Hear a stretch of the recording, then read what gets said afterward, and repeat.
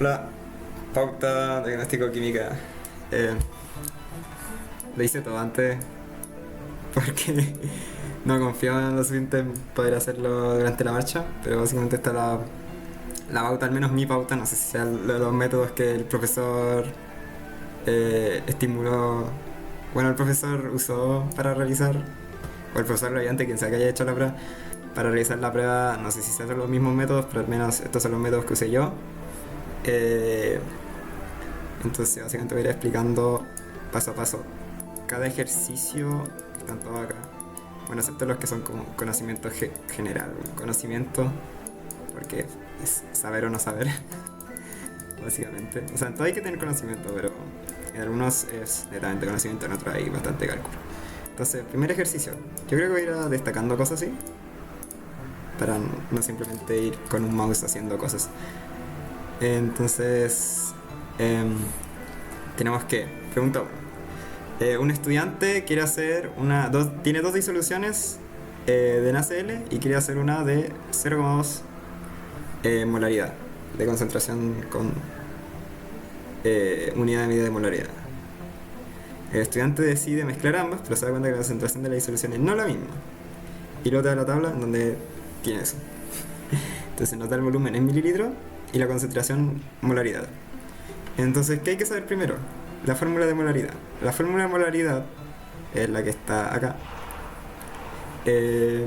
Nos dice que molaridad es igual a moles partido en litros de la solución, no del solvente, de la solución entera. Entonces, nosotros lo que queremos conseguir es tener una de estas que sea igual a 0,2 usando ambas soluciones.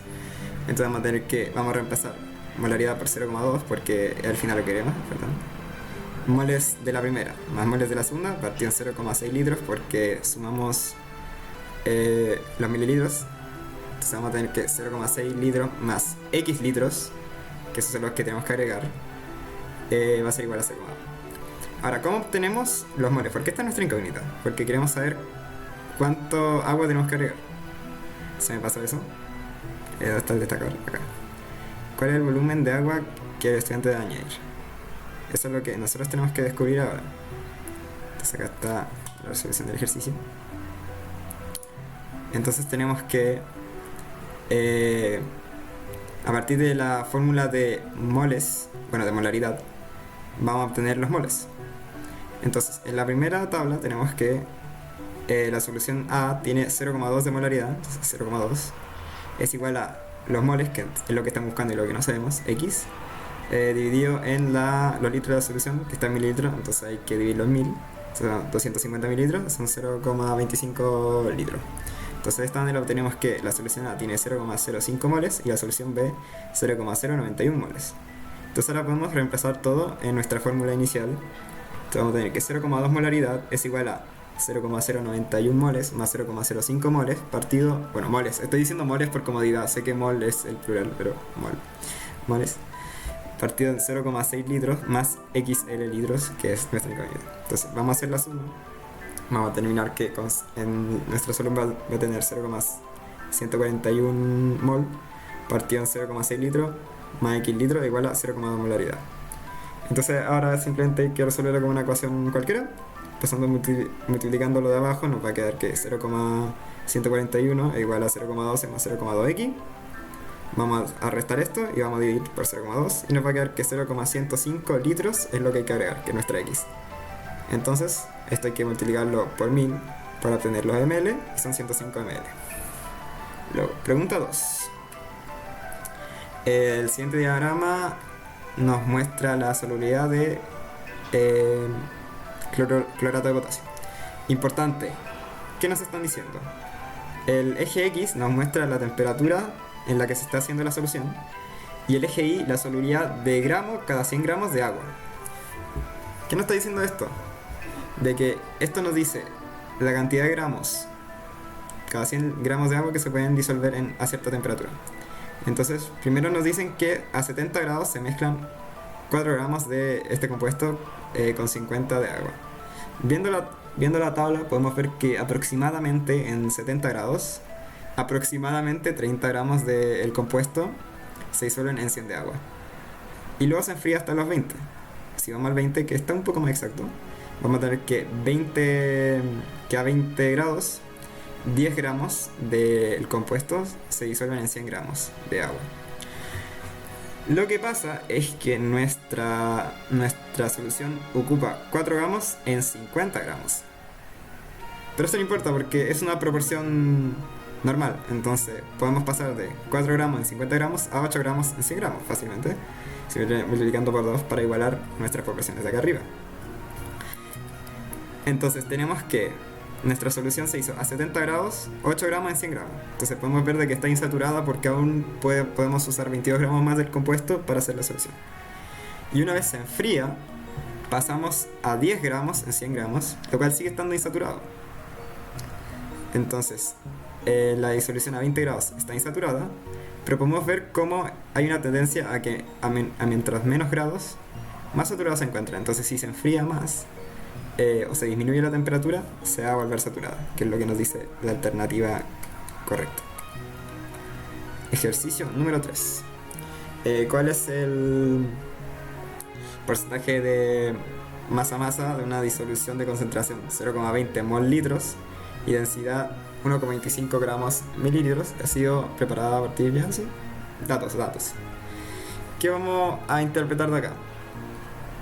Nos dan una concentración moles litros y queremos saber porcentaje masa-masa. Entonces, tenemos que 0,2 molaridad y tenemos que saber cuánto es en masa-masa. Entonces, ¿qué queremos hacer? Queremos transformar esta fórmula en esta fórmula. O bueno, esta relación, porque es una fórmula, pero es una relación lógica, básicamente. Cuántos moles hay en el litro y cuánta masa porcentualmente hay en la masa total. Algo tranquilo. Entonces, vamos a hacer varios pasos. El primer paso es multiplicar en ambos lados 100. Ahora, no voy a escribir el 100 en todos los pasos, pero el 100 está ahí.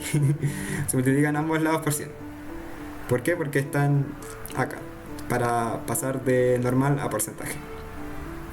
Entonces, pasamos de un 0,2 a 20.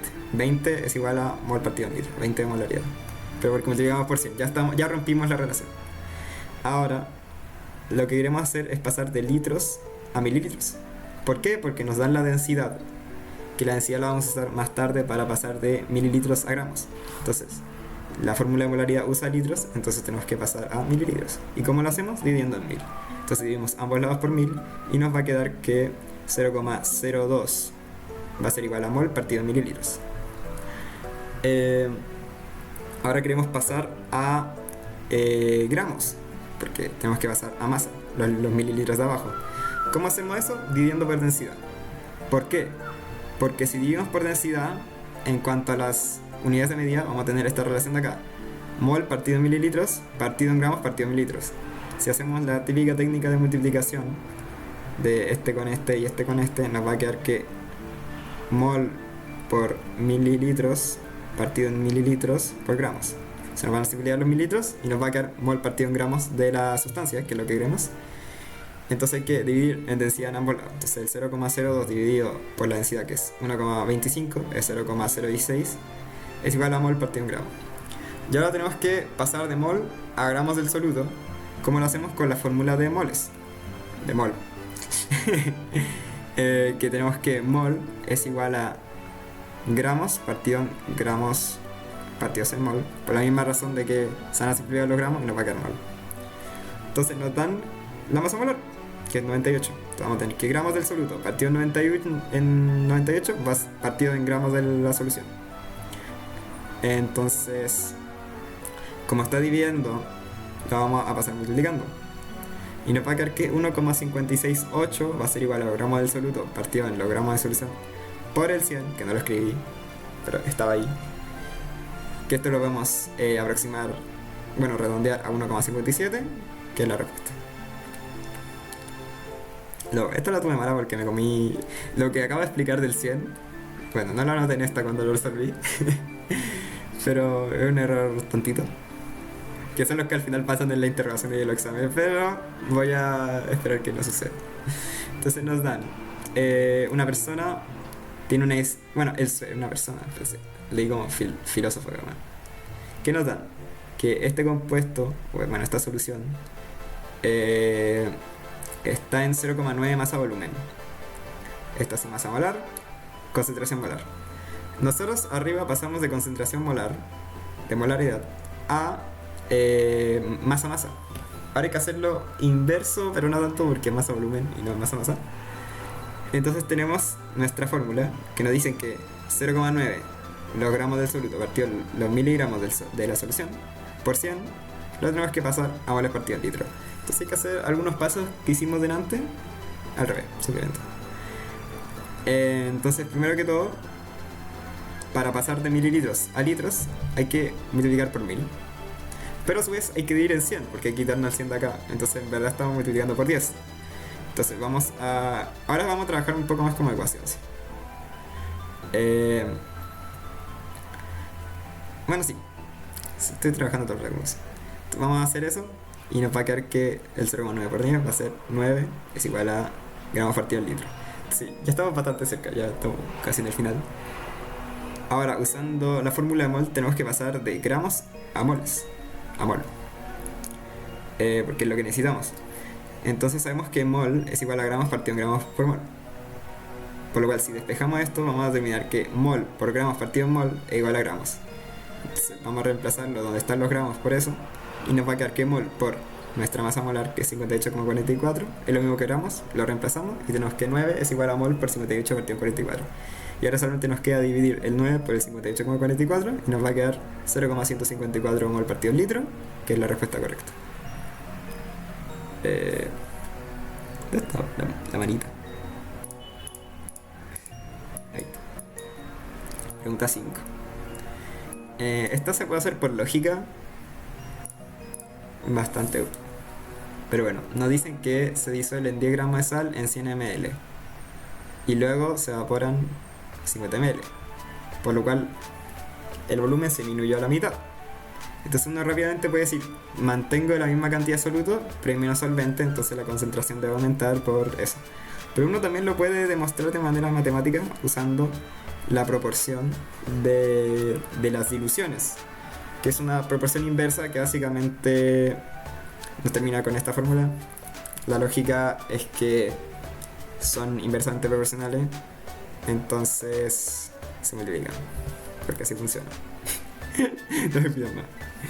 Entonces vamos a tener básicamente que la concentración 1 por el volumen 1 es igual a la concentración 2 por el volumen 2. La cosa es que esto lo vamos a mantener, pero en la 2 disminuyó la mitad el volumen. Entonces, bueno, en verdad, en vez de escribirlo así, lo podría haber escrito con el 1. Y acá también porque al final se está transformando. Aunque esto queda como obvio, que C1V1 igual a C1V1, pero es porque vamos a transformar la segunda. Entonces vamos a tener que C1V1 va a ser igual a X, porque va a cambiar la concentración, XC1 por V1 partido en 2, porque disminuyó la mitad. Acá tenemos un 1, claramente, porque se mantiene igual. Es igual a XC1V1, entonces para que esto se mantenga en 1, tiene que haber un 2 acá. Entonces nuestra concentración se duplica, entonces aumenta. Y así llegamos un poco más tardío a la respuesta correcta. Pregunta 6. Esta es un poco larga, pero es bastante fácil de entender. Simplemente hay que anotar mucho. Tenemos la fórmula balanceada, importante, ver si es balanceada o no. Nos dicen que se hace reaccionar 200 gramos de hierro y se obtiene 71 de óxido férrico. Nos preguntan la pureza. Okay, ¿qué sucede acá? De que vamos a tener dos proporciones, o bueno, dos reacciones, la teórica y la que sucedió. La teórica es la según la fórmula, o la ecuación. La ecuación química. Va a ser básicamente que hay que sacar a base de la masa molar la masa de cada uno de estos elementos. Entonces acá por ejemplo tenemos que multiplicar 55,85 por 4, acá 16 por 6 y así obtenemos lo teórico, que va a ser que tenemos 223,4 de hierro, 97 de oxígeno y 319 de óxido férrico. En cambio nosotros en nuestra reacción vamos a tener 200 de hierro, 71 de oxígeno por conservación de materia, supongo, podemos decir que 71, aunque este dato en verdad no nos importa, y 171 del óxido. Entonces ahora queremos ver si son proporcionales. Porque si son proporcionales significa que la pureza es del 100%. Si no son proporcionales significa que acá hubo algún limitante o algo así que haya hecho. O sea, por eso esto puede no ser 71. Yo lo puse 61 para que se irá bonito. Pero puede que haya habido un limitante, haya quedado algo sobrando por acá que no sabemos y todo eso. Entonces haría que esto no fuera puro. ¿Cómo hacemos la proporción? ¿Cómo se hacen las proporciones? Vamos a tener que 200 es a 223, como x, que debería ser lo que según la proporción teórica nos debería haber dado acá, partido en 319,4, que es para ver si se cumple la proporción. Acá con esto x nos va a dar 285. ¿A qué se refiere esto? De que en vez de darnos 271 nos debería haber dado 286. Entonces, bueno, acá debería ser un 86 entonces. Entonces significa que nos quedó sobrando oxígeno. Lo cual significa que no reaccionó completamente y no es puro. Ahora, ¿cómo sabemos el porcentaje de pureza? Bueno, dividiendo lo que tenemos, partido en lo teórico, que deberíamos de tener con el 200. Entonces vamos a tener que 271 dividido en 285 va a ser igual a 0,9475 por 100 para porcentaje, 94,75% y aproximado, bueno, redondeado, 94,8%, que es la respuesta correcta. Ejercicio 7. Nos dicen que tenemos este compuesto, bueno, esta solución, que su composición es esto de carbono, esto de hidrógeno, esto de oxígeno, con este beso molecular. Bueno, masa molecular. ¿Qué significa esto? Que de X cantidad de compuesto, en este caso lo vamos a trabajar como gramos, 62,58% de eso son carbono, 9,63% de eso hidrógeno y 27,79% de oxígeno. Ahora, vamos a usar esto en 1 mol del compuesto. No solo porque todas las respuestas están en 1 mol, sino porque nos dan el dato de la masa molar y para que nos vamos a complicar diciendo que no, si son 2 moles, 3 moles, es 1 mol, es 1 mol. ¿Cómo sabemos la cantidad de gramos que posee cada compuesto en este mol? Simplemente multiplicando el porcentaje. Porque 62,58% del compuesto es carbono, entonces 62,58% de 230 gramos es el gramo de carbono. Entonces simplemente hay que hacer eso. Entonces habría que hacer 230 por 62,58 partido en 100, o partirlo en 100 antes y decir que 230 por 0,6258. Cualquiera de las dos nos sirve. Y redondeando cada uno, estos están redondeados, vamos a tener 144 gramos de carbono, 22 de hidrógeno, 64 de oxígeno. Ahora, ¿cómo sabemos cuántas moléculas tengo de cada uno dentro del compuesto? Dividiendo por su masa molar. ¿Por qué? Porque masa molar masa molar nos da los moles, que en este caso al ser un mol nos va a dar la cantidad de elementos que tenemos cada uno.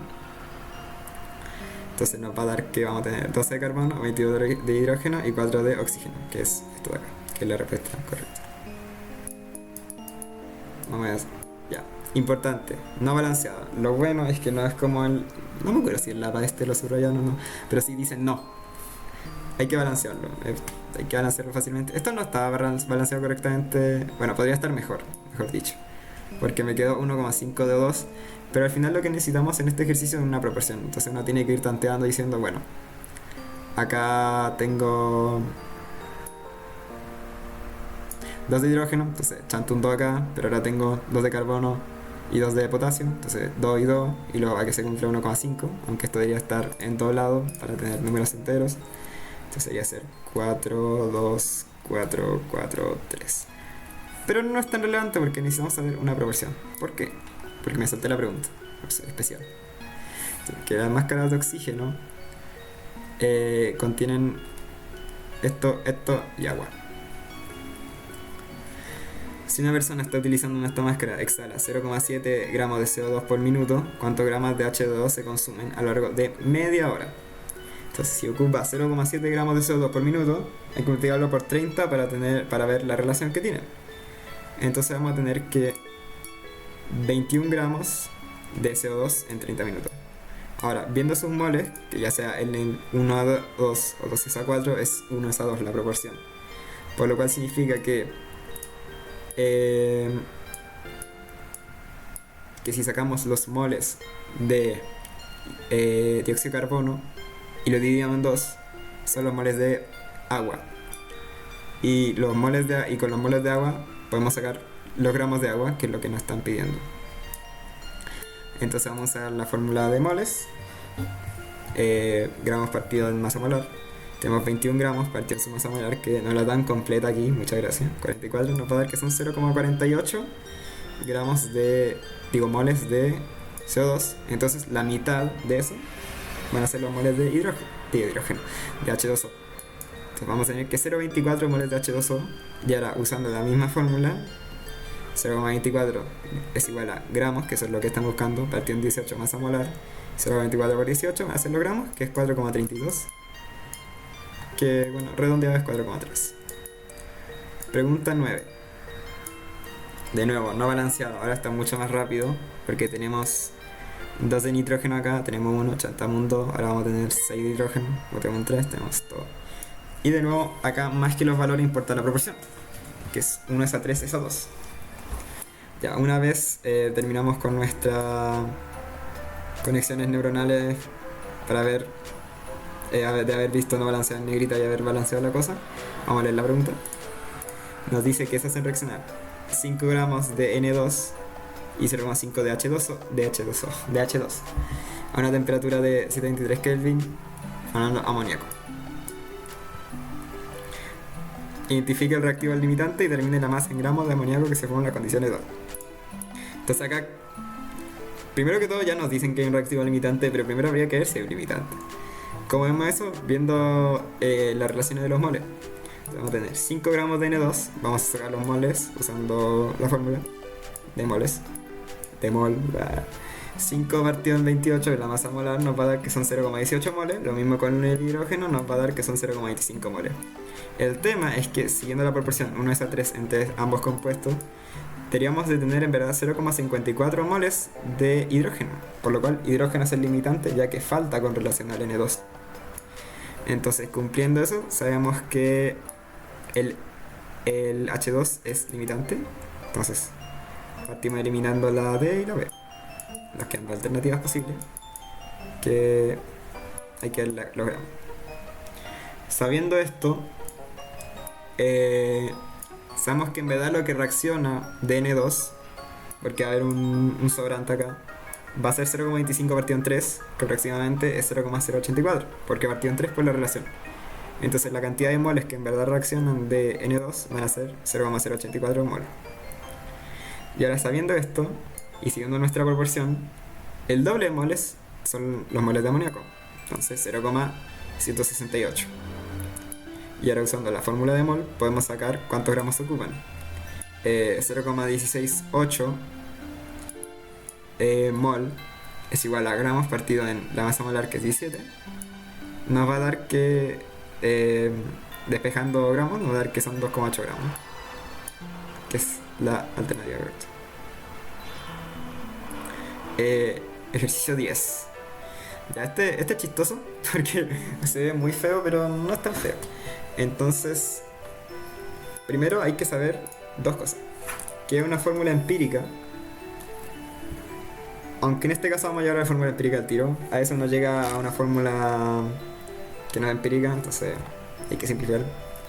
Básicamente la fórmula empírica es todo simplificado. Por ejemplo, este podría ser un C2H4O4, pero se simplifica hasta que sea lo irreductible, de un compuesto formado de carbono, hidrógeno y oxígeno, y se combustiona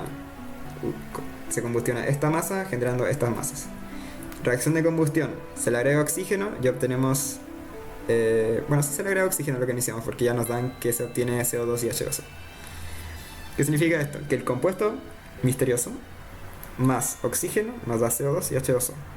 Ahora, claramente uno puede darse cuenta de que falta una pieza en este puzzle, porque tenemos que 0,5984 gramos de CO2 y 0,2448 de H2O nos da 0,8432, teniendo 0,480 de lo que sería el compuesto. Faltan 0,4352 gramos, y por la ley de de la materia, significa que no es que hayan aparecido de la nada, pero es que hay un O2, el O2 que reacciona para la combustión, es esta cantidad de gramos.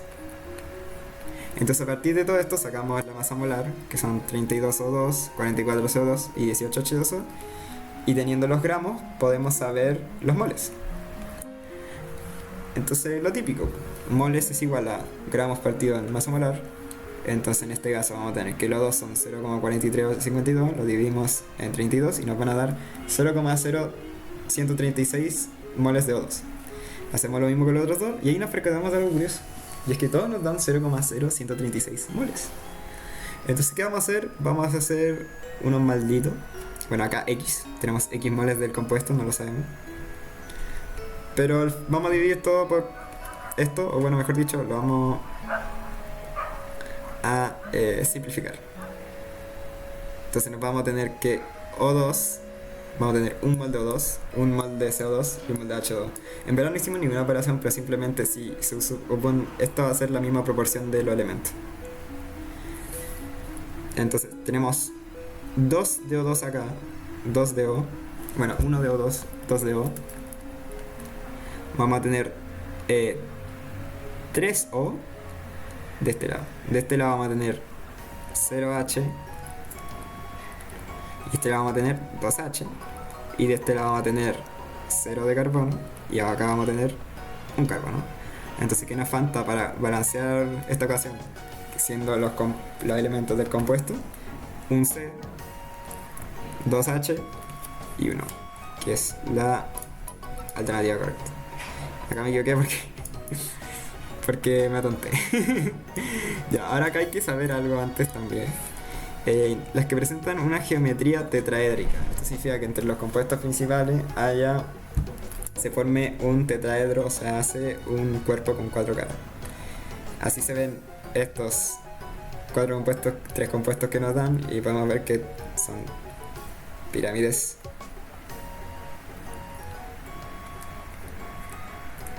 Entonces todos tienen 4 caras, entonces las 4 son, básicamente. Igual lo podí hacerlo por cachativa, porque si hay un elemento al centro y del otro se desprenden y voy a tener 4 así. Si sabía un poco cómo se ven, es más fácil. Pero igual se podía hacer por cachativa. Ahora ya, este es de conocimiento, nos dicen verdadero, afirmar. En general los sólidos metálicos presentan elevado punto de fusión, esto es verdadero. Las sustancias metálicas son insolubles en agua, esto es verdadero. Lo forman tanto metales como no metales, verdadero. Y 4, todas las sustancias covalentes son conductoras de electricidad. Algunas sí, otras no, pero bueno. Ahora, usando conocimiento general, sabemos mucho que las sustancias que no tienen metal son o aislantes o conducen muy poca electricidad. Los enlaces covalentes son aquellos hechos por un no metal enlazado con un no metal. Por ende, no hay alta conductividad eléctrica. Por eso podemos decir que nos dicen que todas, bueno, tienen baja conductividad eléctrica, usando conocimiento general. Ahora ya viendo los enlaces, en los covalentes se comparten los electrones, entonces por ello los electrones no poseen mucha movilidad, entonces no tienen... Ya, eso es una explicación más avanzada si uno sabe más de enlaces, pero básicamente los covalentes no son conductores de electricidad. 3. Lo forman tanto metales como no metales. Sí, existen los enlaces metálicos, los enlaces iónicos, que son generalmente no metal, porque si es metal, sí es muy diferente la electronegatividad, ¿sí? Las sustancias metálicas son insolubles en agua, sí son insolubles en agua pura, evidentemente. Y en general los sólidos metálicos presentan elevado punto de fusión. Esto es porque son enlaces bien fuertes por cómo están distribuidos los electrones y todo eso. Entonces, esto es como conocimiento. Esto también es conocimiento. En los enlaces iónicos se tiene un no metal. Bueno, voy a poner ejemplos no metal y metal. Se tiene, bueno, sí, dos compuestos, digo, dos elementos. Vamos a tener elemento X y elemento Y. Entonces hay uno que va a tener más electronegatividad y hay otro que va a tener menos. El que tiene, entonces, ¿cómo funciona esto? De que uno cede sus electrones al otro, buscando quedar vacío en el orbital máximo y esté llenito. Entonces ponte tú, esto no es real, pero no es la realidad, pero ponte tú que tiene 3 electrones de valencia y este tiene 1. No digamos 2. Y este se completa con 5 y este con 2. Entonces este compadre le da todos sus electrones, entonces este se va a quedar con 0 de valencia y este se va a quedar con los 5. Porque así funciona lo iónico. Entonces al final este va a quedar con carga positiva y este negativo. Así funciona lo iónico. Entonces sí, efectivamente, los electrones son transferidos del átomo con mayor electrinidad, que es el que tiende a ser negativo, porque absorbe electrones, desde el que tiene menos. Esta es pregunta 14, creo que sí. Acá, estructura de Lewis. La estructura de Lewis es una estructura, es un diagrama, es una explicación que nos muestra lo que sería el elemento con su electrón de valencia. Listo, no hay más misterio para explicar enlaces. ¿Cómo salen los electrones de valencia? Los electrones de valencia son los que sobran en un orbital que no está lleno. Entonces vamos a ver el ejemplo con el carbono. El carbono tiene... Bueno, se mira con la configuración. También te lo podía aprender por la tabla periódica de eso, que según la columna, por ejemplo, acá están los metálicos, después... Acá estos van a tener 1, 2, te saltáis todos los metálicos. 3, 4, así que se pueden aprender así también. Pero con la configuración electrónica siempre voy a saber si tenía la configuración electrónica a mano, además que es bastante intuitiva. Es como un juego casi, 1S2, 2S2, 2, pues ya así, facilito. Entonces el carbono va a tener 6 electrones. Entonces de estos 6 electrones vamos a ir viendo su configuración electrónica. Entonces vamos a tener 1S2, vamos a tener 2S2, estos son los números de electrones, los que están arriba, y luego me faltan 2 más. Vamos a ver el 2P porque es así, 2P, pero son 6, pero voy a ocupar 2. Ahora me quedan espacios porque no ocupé los 6 enteros del 2P6, y también porque ahí sacaban ya el segundo nivel, el 2. Entonces significa que estos dos me están sobrando afuera porque no completé el anillo, el nivel de poder. Entonces voy a tener 4 electrones de valencia, y eso lo pueden hacer con todo. Entonces vamos a tener que C son 4, H son 1, S, azufre son 6, oxígeno 6, nitrógeno 5, flúor 7. Y ahora hay que ir viendo si corresponden. Entonces en la 3, por ejemplo, vamos a tener un nitrógeno con 6 cuando tiene 5, no se cumple. Acá vamos a tener un carbono con 5 cuando tiene 4, no se cumple. Y acá vamos a tener que todos los flúor tienen 7 y mi azufre tiene 6. Entonces este se cumple y ese es el único. Y luego acá de nuevo pregunta 15, más de conocimiento. Los átomos pueden alcanzar la estabilidad ¿cuándo? Bueno, cuando captan electrones, sí, porque si captan electrones de uno que tiene menos electronegativa pueden completar su nivel, ¿cómo se llama esto? Cuando la tiro el orbital de energía. Cuando se den también, porque lo pueden vaciar. O cuando comparten, sí, porque están compartiendo uno y esos son los enlaces covalentes. Listo. Eso es todo. Muchas gracias.